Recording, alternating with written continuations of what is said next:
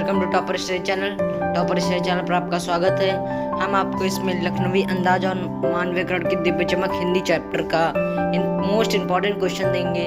तो जिन्होंने अभी तक हमारे चैनल नहीं सब्सक्राइब किया, सब्सक्राइब कीजिएगा और वीडियो को लाइक कीजिएगा। चलिए अपना वीडियो स्टार्ट करते हैं। देखिए हमारा पहला क्वेश्चन क्या है, एब्स्ट्रैक्ट शब्द का किन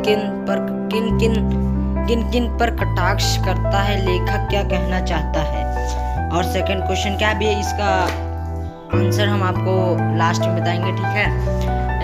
लखनऊ की नवाबी नस्ल को शब्दकोश सज्जन में लेखक ने क्या व्यंग किया है। और हमारा थर्ड क्वेश्चन, लेखक नवाब के बारे में क्या धारणा से ग्रस्त करना चाहते हैं। फिर उसके बाद आता है नवाब साहब की गुलाबी आंखें लेखक को क्या कह रही थी, लेखक ने किस कारण सिर झुकाया। वो गुलाबी आंखें नहीं, ठीक है, जो गुलाबी आंखें जो तेरी देखी, ठीक है, ये नवाब साहब की गुलाबी आंखें, ठीक है। और उसके बाद नवाब साहब ने खीरे की फाकों को क्यों बाहर फेंक दिया, ठीक है। और उसके बाद आता है नवाब साहब ने खिड़की के बाहर देखकर दृढ़ निश्वास क्यों लिया। निश्वास मतलब सांस, गहरी सांस क्यों लिया, ठीक है। उसके बाद आता है लखनवी अंदाज रचना में नवाब साहब की सनक को आप कहाँ तक उचित ठहराएंगे और क्यों, ठीक है। उसके बाद हमारा मानवीकरण की दिव्य चमक कहा जाता है, ठीक है, वो हम करेंगे उसका इंपॉर्टेंट क्वेश्चन और लखनवी अंदाज का। तो देखिए इसका कौन सा है, फादर बुल्के की मृत्यु से लेखक आहत क्यों था। लेखक ने फादर का शब्द चित्र किस तरह खींचा है। खींचा गलत हो गया, जा लग गया है, खींचा लिखना था। परिमल क्या है, लेखक की परिमल के दिन क्यों याद आते हैं। फादर का सौंदर्य पाकर लेखक को ऐसा क्यों लगता है कि वह किसी देवदार वृक्ष के छाया में खड़े हों। और आखिरी क्वेश्चन आता है फादर की पारिवारिक पृष्ठभूमि और उनका स्वभाव भी किसी सीमा तक उन्हें सन्यासी बनाने में सहयोग सिद्ध हुए, स्पष्ट कीजिए, ठीक है। अब इसके हम उत्तर देखते हैं, ठीक है।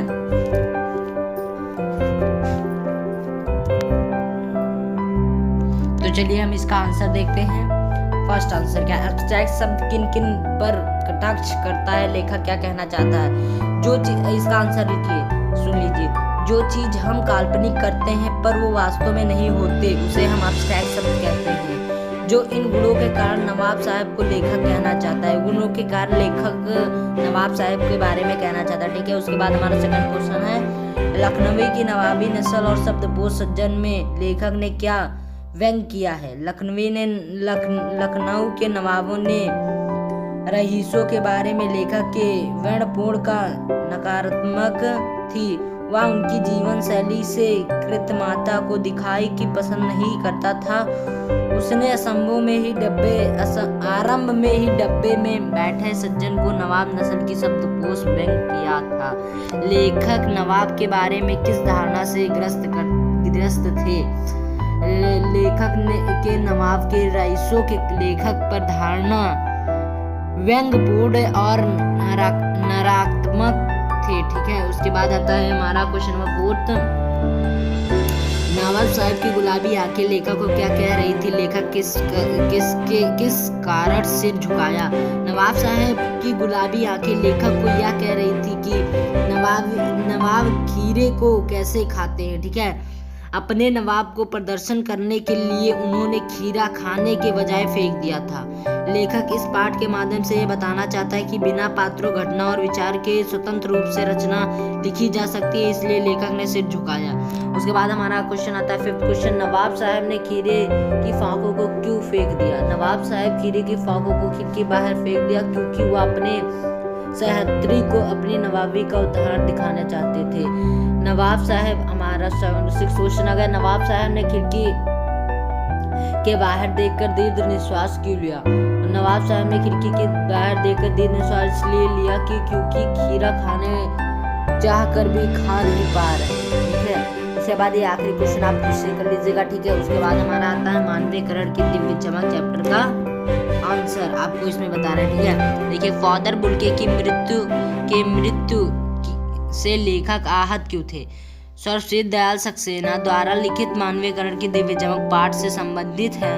लेखक के मन में फादर कमील बुल्के की यातना भरी मृत्यु के बाद उनके अनेक तरह के विचार और भाव उत्पन्न हुए। लेखक फादर कमील बुल्के को एक द्व्यात्मक मानता था और उनकी यातना भरी मृत्यु से लेखक आहत था। लेखक ने फादर का शब्द चित्र किस तरह खींचा था? फादर बुल्के सके मन में अपने प्रियजनों के लिए असीम प्रेम, ममता और अनुकंपा था। इसलिए लेखक फादर बुल्के के 92 करोड़ की दिव्य चमक के हैं। वह एक देवदार के पेड़ के केसमान अपने प्रियजनों के अपने छात्र छाया प्रदान करते थे। परिमल क्या है? लेखक परिमल के दिन क्यों याद करते आते थे? परिमल इलाहाबाद की एक संस्था है जिसमें युवाओं और प्रसिद्ध स्त्रियों प्रेमी अपनी रचनाएं और